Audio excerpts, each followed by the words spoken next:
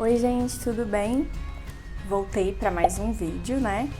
E como eu tinha falado no vídeo anterior, que o próximo vídeo eu ia estar falando sobre gravidez nos Estados Unidos, né?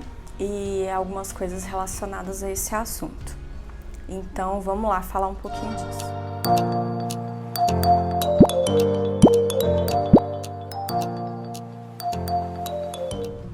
Primeiro, eu quero falar sobre a questão de seguro-saúde nos Estados Unidos. Eu assisti alguns vídeos recentemente aqui no YouTube de algumas pessoas que também moram lá nos Estados Unidos e que tiveram algumas experiências ruins, né, com a parte médica de lá. Então isso é uma coisa que eu quero deixar bem claro, que assim como no Brasil você também pode ter experiências ruins com certos médicos, nos Estados Unidos é a mesma coisa. Então, não significa que a gente pode generalizar, né? Então, assim, eu, pelo menos, a parte médica eu não tenho nada a reclamar. Não foi assim, foi ótimo.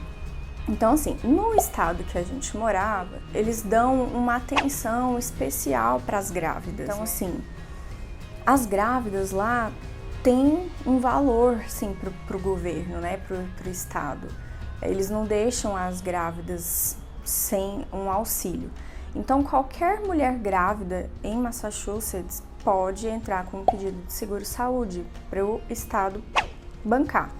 Então, independente dela ser ilegal, legal, o que for. Se ela já for alguma cidadã, alguém legalizado, vai pagar de acordo com aquilo que ela recebe.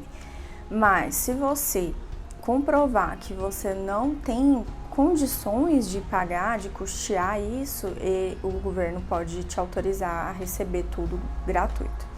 Que foi o que aconteceu comigo. Eu estava lá com visto de estudante, né? Quem tem visto de estudante não pode trabalhar, e eu realmente não trabalhava. Eu fiquei por conta de estudar mesmo, então eu acabei engravidando meio que sem querer, né? Assim, não foi programado. Então eu fiquei meio desesperada quando eu descobri, nossa, eu falei, eu tô aqui longe e tal. Mas liguei pro meu seguro que eu já tinha e avisei que eu tava grávida. Lá nos Estados Unidos funciona assim, você faz um teste de gravidez e aí, deu positivo, então liga lá e avisa. Eu lembro que eu descobri, pelos meus cálculos, né, eu tava com mais ou menos 4 semanas de gestação. E aí me falaram no telefone... tem que esperar completar 8 semanas pra gente poder marcar a primeira consulta e fazer a primeira ultrassonografia. Eu falei, ai meu Deus, como assim, né? Mas ok, eu super ansiosa, eu lembro que eu paguei pra fazer um exame de sangue, que era o beta-HCG, né? Paguei na época uns $45 pra fazer esse exame, que tipo aqui no Brasil custa R$20. Paguei só pra ter certeza mesmo, porque eu ficava meio assim com esses testes de farmácia, mas deu positivo e tá. Aí esperei chegar a data certa para poder ir lá, fiz a minha ultrassom, tudo direitinho, tive a minha primeira consulta com uma ginecologista obstetra, e aí lá funciona, dentro do seguro, funciona como se fosse um SUS aqui do Brasil. Eu não vejo a ginecologista todo mês, então tem a ginecologista médica e tem uma enfermeira especializada também nessa área de obstetrícia. Então, cada mês que eu ia na minha consulta, um mês era a enfermeira, um mês era a médica. E lá também você tem a opção de pedir tradutor, né? Se você quiser, você também pode procurar por algum médico brasileiro, mas eu não fiz isso. Eu fiz mesmo no inglês e fui acompanhando com a médica assim. Desde o começo, né, a médica já sabia que eu nunca tinha programado na minha vida ter um parto normal. Isso é algo individual, algo meu, né? Então, eu sempre tive na minha cabeça que eu ia fazer uma cesárea e eu sempre ouvi da minha mãe que era muito tranquilo, não sei o que, tá. E eu falei pra ela, olha, eu sei que aqui as coisas são diferentes e tal, mas como que é? Aí ela falou, olha, fica tranquila. Quando você completar 28 semanas, a gente conversa sobre esse assunto.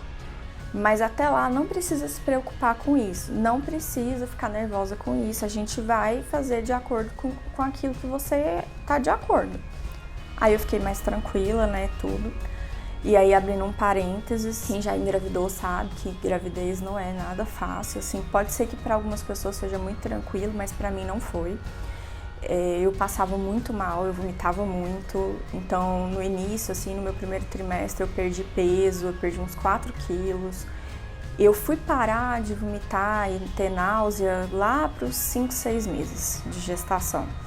E até lá, até eu passar por todo esse período, eu estava sozinha, né? Infelizmente, eu tive poucas pessoas para me ajudar. Inclusive, teve uma amiga minha que me ajudou muito, que é a Jéssica. Obrigada, Jéssica. E ela sempre esteve presente, mas assim, eu passava tão mal que às vezes eu vomitava tanto, me dava tanta fraqueza que eu tinha que ir pro hospital tomar soro.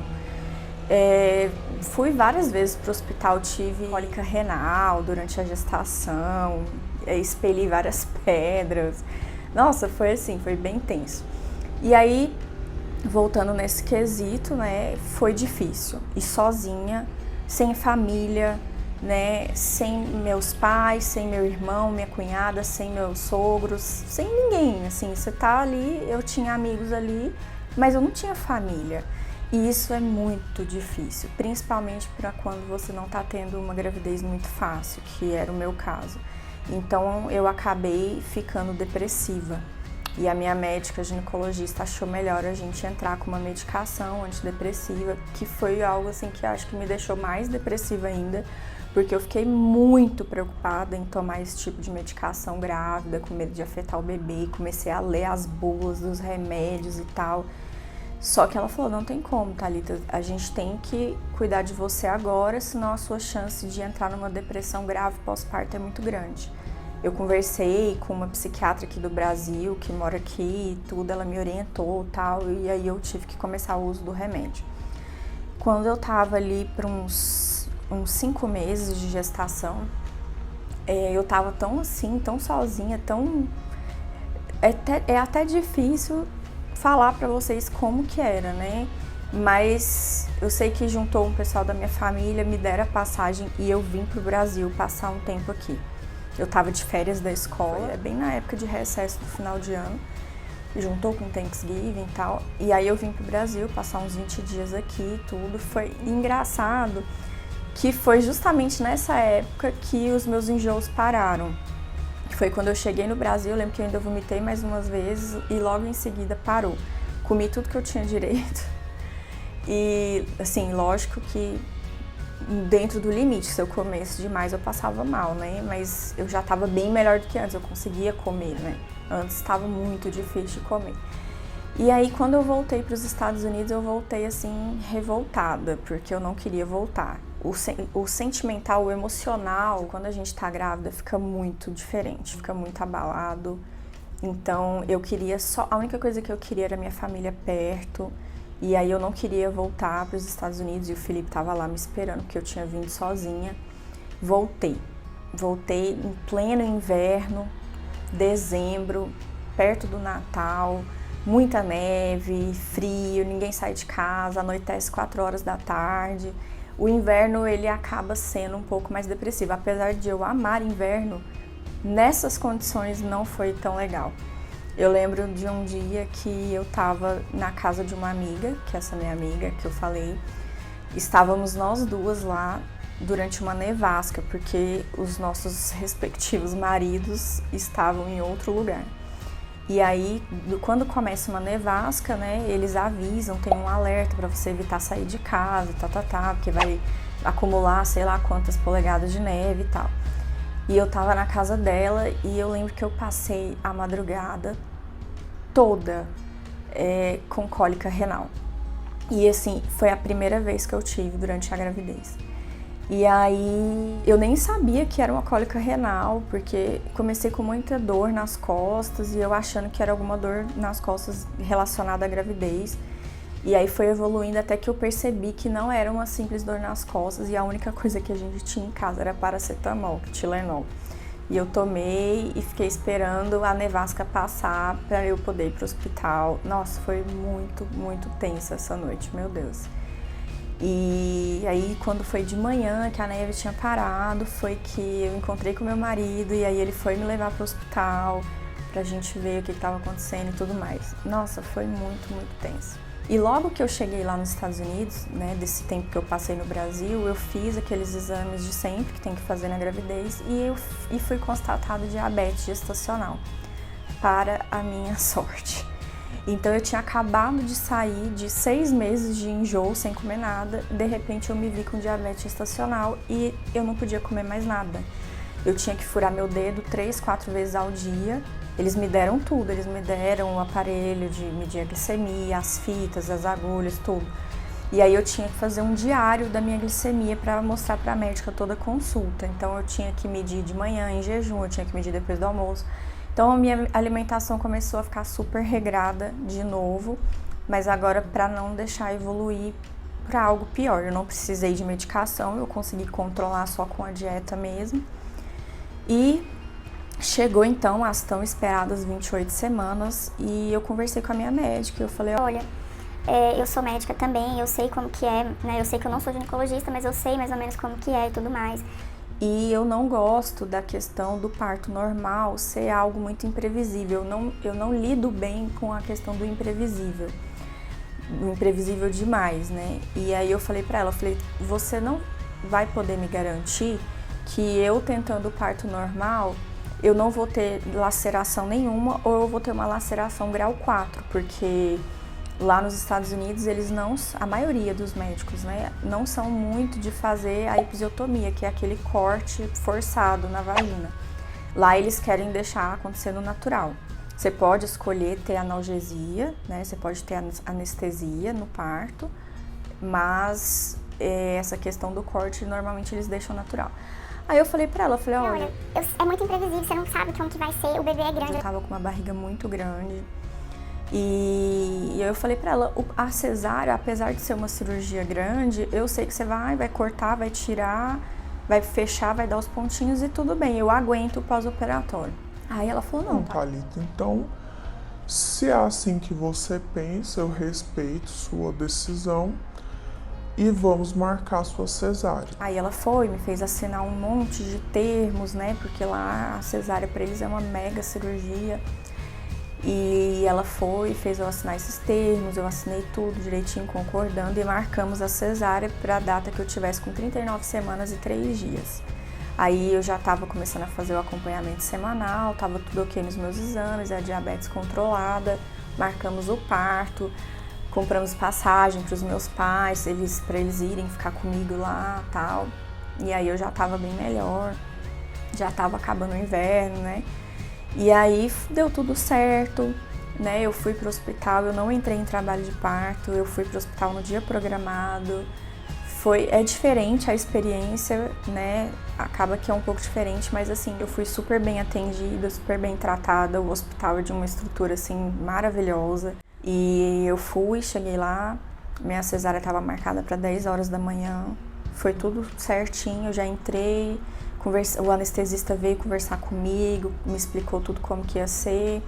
Aí eu entrei pro centro cirúrgico, ele me anestesiou, fez a peridural e rapidinho já tirou e já ficamos lá e já acabou. E aí veio toda aquela questão, né? Eu fiquei no hospital uns 4 dias, porque lá eles deixam bastante tempo, porque eles acham que a cesárea é uma cirurgia assim que precisa de observação. Então eu fiquei 4 dias internada. E aí meu filho nasceu, né? E a glicemia dele estava ótima, a minha também normalizou e tudo bem, a diabetes gestacional foi embora. E aí, menino, né, eles perguntaram pra mim, você vai querer fazer a cirurgia, né, de circuncisão? Porque lá nos Estados Unidos é cultural eles já fazerem essa cirurgia ao nascimento. E eu falei que sim, aí durante a minha internação de 4 dias mesmo, eles já levaram meu filho pra fazer essa cirurgia, foi bem tranquilo, não dá ponto nem nada, cicatrização super rápida, foi super tranquilo. E eu voltei pra casa, tudo, recuperação da cesárea, né, aquela coisa bem difícil, muita dor. Assim, o que eu vejo de diferença no pós é que aqui no Brasil a gente acaba que tem um pouquinho mais de apoio, sabe? Assim, aqui você consegue achar a fulana que é especializada em aleitamento, a fulana que isso e isso. Você tem uma série de apoios emocionais, assim, pro pós-parto, que lá não é tão assim. Eu tive muito problema para amamentar e eu lembro que eu fui no hospital com uma fono, ela me ajudava, me ensinou a usar bico de silicone, seringa, não sei o que, mas não foi a mesma coisa. Hoje eu sinto que talvez se eu tivesse aqui no Brasil, talvez a amamentação tivesse tido mais sucesso.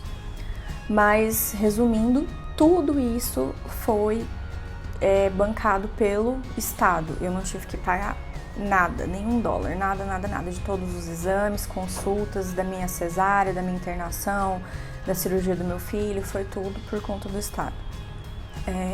E como eu expliquei, por causa do meu status de estudante, que não trabalhava, não tinha renda, Então vai muito de cada caso, não tem como a gente generalizar, porque cada estado dos Estados Unidos tem sua regra. Eu sei que na Flórida as pessoas pagam ali de 5 a 10 mil dólares, né, para fazer todo esse processo. Então, eu acho que é isso, né, gente? Eu queria mesmo falar um pouquinho de como que foi, já até falei demais, mas era isso que eu queria falar, para dar um breve resumo aqui de como que foi. Eu tive todo o atendimento que eu precisei, não tenho nada a reclamar. E foi muito bom.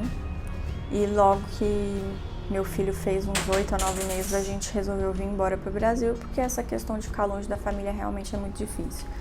Então, nessa questão, independente se você já está nos Estados Unidos, engravidou, se você está pensando em ir para lá ter filho, não sei qual que é o seu plano, mas lembre-se dessas questões que dificultam um pouco, que é a questão de estar longe da família, de não ter muita ajuda, não ter muito apoio emocional. Então você tem que ter isso em mente, né?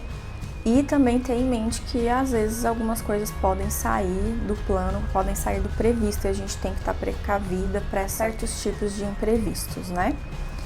Então é isso, gente. Comenta aqui embaixo o que vocês querem ver no próximo vídeo. Se eu esqueci de falar alguma coisa, me lembra aí. Se ficou alguma dúvida, pode perguntar que eu respondo no próximo vídeo. E curte, compartilha, se inscreve no canal, ativa o sininho. E muito obrigada pela atenção. Beijos e até o próximo vídeo. Tchau, tchau!